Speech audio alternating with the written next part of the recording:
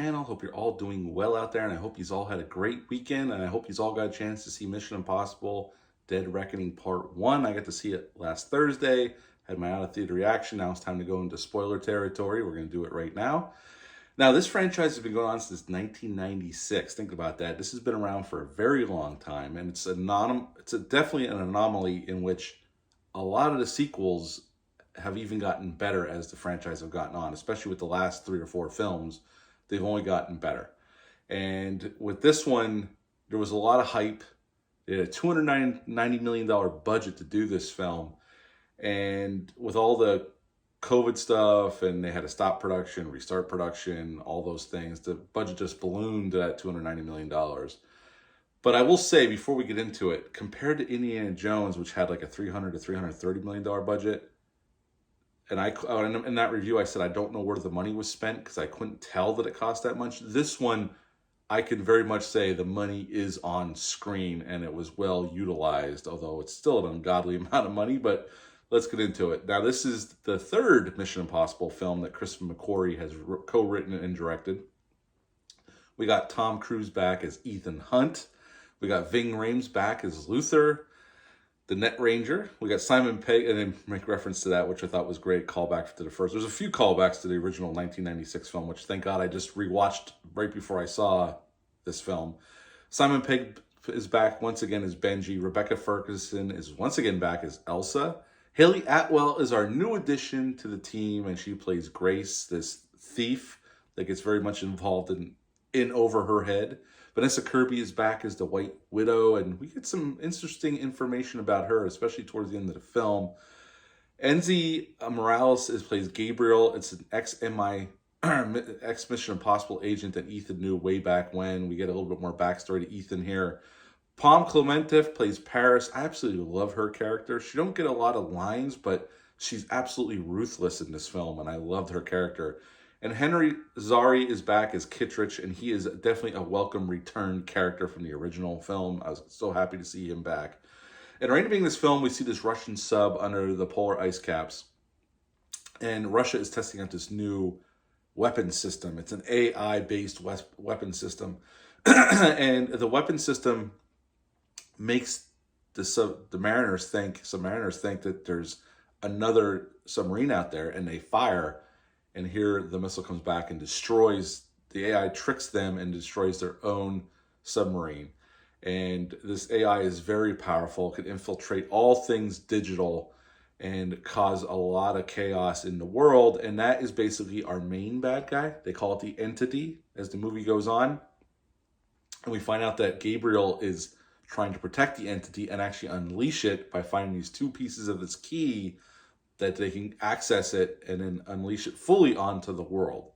And that is pretty much the MacGuffin of this film. And we were reintroduced to Ethan and the team. And there's a lot of globetrotting. They go to definitely a lot of different locations in this film. And like any other Mission Impossible film, that's the mission. They have to get a hold of this key. And we see Kittredge in the beginning having this meeting with Carrie Elways, plays a role in this film, which is the first time him and Tom Cruise have been on screen together since Days of Thunder. I thought that was pretty cool. But there's a lot of backstabbing. There's a lot of people involved in shady dealings, as you would expect in a Mission Impossible film. And we see Ethan and his team behind the 8 ball. The Entity is ahead of them at every turn. And in turn, Gabriel's ahead of them at every turn. They think they're getting ahead and they end up behind, and the Entity is infecting their technology. We have to rely on analog technology as the film goes on, because the Entity can skew what you're seeing and make you believe you're seeing something that really isn't there or really isn't happening, which we see happening a few times. And we also get action set piece after action set piece, so well shot and well executed by Christopher McQuarrie and his team. And at the end of the film, the last sequence of the film takes place mostly on this train, and it's a spectacular sequence where they're trying to buy the key, and Kittredge is involved. He shows up unexpectedly. He wants the key, and we find out that they placed they're actually the cause of why the Russian sub blew up in the first place, because they want the AI from themselves. Ethan doesn't think anybody should have this AI, this kind of power. And at the end of the film, they have the key, but now they have to find the sub to access the Entity. And that's basically how it ends up. Now, I did skip over a lot of things. This film is very plot heavy. There's a lot that happens. I mean, this is like a 2 hour and 40-minute movie. And I got to be honest up front. I'll say this before I get into the positives. I never felt it. The 2 hour and 40 minutes, I never felt it. And that's the sign of a really great, engaging film. I was never bored. I was always glued to the screen. And it helps that all the actors are doing really great work and they're all excellent here. The script keeps the pace moving. And Chris McCoy does a nice job keeping the pace moving, and the action scenes, as you would expect at this point, are top notch. Now, what to like about this film? Well, the whole cast, as I said, the cast is great here. But I got to give a shout out to Haley Atwell for coming in and give us a great new addition as Grace, as this thief that gets hired to pickpocket the key by the White Widow. But she has no idea what she's getting involved with. And her and Ethan finds her at the airport, and she gets heavily involved from there, and she makes a really great addition. Yes, she tries to get away from Ethan maybe one too many times for my liking. That's probably one of my little negatives we'll talk about in a little bit. But she has great chemistry with Tom Cruise. It's well written. She has her own reasons. She's more worried, concerned about herself through most of the film because that's how she's lived her life, as she has to worry about herself and take care of herself. But as she folds into the team by the end of the film and gets accepted into the group, you can see how thankful and how much she appreciates this opportunity to actually be involved with other folks and people that will look out for her when she's just been looking out for herself most of her adult life. And she gives a really good performance here. And again, she has great chemistry with Tom Cruise. It's always nice to see Ving Rhames and Simon Pegg back. Ving Rhames has been around since the beginning. He's been in every film, although Ghost Protocol, he only shows up until the end. But he's been in all 7 films along with Tom Cruise. And Simon Pegg was always a welcome addition back in part 3. Rebecca Ferguson's great here. Spoiler alert. And I actually like, even though I was mad that they killed her, they do kill Elsa off in a great fight scene on this bridge with Gabriel. I like when movies aren't afraid to go there and kill off a main character that everybody likes. I think Elsa's a character everybody pretty much likes over the last 2 films leading up to this one. So when they killed her, it had some weight. And the look on Ethan's face when he realizes she's dead, it pains him because they've grown so close. And it was definitely an earned death. I hate to see her go, but again, I like when films aren't afraid to take out a character that's been heavily involved in the last few films and heavily liked. And I thought that was a good choice. And I dug it, even though I was mad at the moment. In the moment, I was pissed. But it made sense, and I liked that they weren't afraid to go there. The rest of the cast is good here. Like I said, Pom Klementieff is Paris. I got to mention her, too, because she's one of our newer characters. There's a chase scene, and she stole this Hummer from the police force. And she doesn't give a shit. She's driving through cars. She's hitting people. She doesn't care. She's focused on what she's supposed to do. And I thought she was really good here. She doesn't get a whole lot to say. She only has a few lines throughout the film. But her presence when she's on screen is definitely felt. And I love characters like that who are kind of mysterious, but they don't care about anybody else but their mission. And she's definitely one of them. And she gets more sympathetic towards the end of the film when we hit the train sequence with the alley fight, when Ethan decides not to kill her when he had the opportunity to do a killing blow to her. He lets her go, and that weighs on her that this man actually spared my life. He could have killed me, and he didn't. And later on, she pays it forward by saving Ethan in a moment where he definitely could have gotten killed. The action scenes. They did a lot of promotional videos, especially with the motorcycle jump. We've seen that. It was all over YouTube, all over online, got millions of views. When that stunt happens, I got to be honest, I was afraid it was going to take a little bit away from it.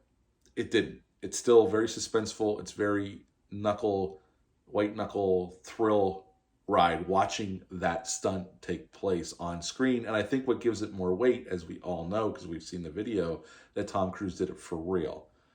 There was no green screen. He jumped off of a cliff and parachuted to the bottom. And it looks spectacular on film. The train sequence is masterfully done. It's suspenseful as hell. I was on the edge of my seat. And it gets a little crazy. but never enough to take me out of the film. The score is amazing. Again, I love the score here. I got to see this in IMAX, so the score was thundering through the theater. Overall, I don't have a lot of negatives. I will say the one minor negative is the Grace character, Haley Atwell's character. She tries to get away from Tom Cruise one too many times. I could do with one less. Because at a certain point, you think she would realize she is in over her head. And maybe this guy who keeps telling her she's going to help him might be telling the truth. I mean, eventually that's forgiven because she gets folded into the group and accepted. And you could tell she's very thankful for that. But I thought it went on one too many times. Minor complaint, you know. Do I think the movie's too long? Actually, like, again, I never felt it. I don't have too many complaints other than this is the first part of not an uncompleted story. But I did feel at the end of the film that they did wrap things up nicely and left it at a place where it just makes you more excited for the next one. I wasn't bummed out. Yes, there's still questions and still plot points that need answering, but I was very much satisfied by the end of this film. So much so I want to go back and see it again. And I probably will in a few weeks once things die down a little bit because I want to see Oppenheimer. Because right now, in my opinion, this is the movie of the summer. Best movie of the summer, hands down, it's not even close. But Oppenheimer is looming large coming this week, and I can't wait to see that because the movie looks spectacular. And it's Christopher Nolan with a great cast and a subject that I'm very much interested in, so I can't wait to see that film. The opening credits don't show up for 28 minutes into this film. I thought that was pretty cool and a little bit different. The AI as the bad guy, I actually kind of like it, even though Gabriel's a bad guy as well, and he's doing a lot of things on behalf of the entity. It's very much topical with AI becoming more and more a topic of discussion. And the more I think about it, the more it kind of frightens me a little bit. Because left unchecked, we've all seen Terminator 2. Sometimes these things don't end well. But they definitely tackle it here, and they go into some things that pose some interesting questions for sure. At the end of the day, though, to wrap this up, I've been thinking about the film since I saw it on Thursday night. I gave it a 9.5 out of 10 out of the theater. I'm going to stick with that rating. I don't have a whole lot of complaints, and when I see the second part, who knows? Maybe the score might go up a little bit because, with the second part, we'll get more answers and more of a, Oh, I got to mention this. The White Widow. Dale, I went to see this with Dale _ from the Bat and Spider podcast. And we were talking, Friday night, we went to see WWE SmackDown, and we were talking, and he goes, did you realize at the end when Kittredge was talking to the White Widow, which was Haley Atwell at one point, and he says about, I kept your mother out of prison and took care of her. And it never dawned at me at the time, but what he was referring to was Max from the first film. Max from the first film, that woman from the first film is the White Widow's mother. Because Kittredge made that deal with Max at the end of the first film about, well, why don't we just keep this out of the courts? And I thought that was a great callback to the original film. There's a couple other callbacks to the original film as well.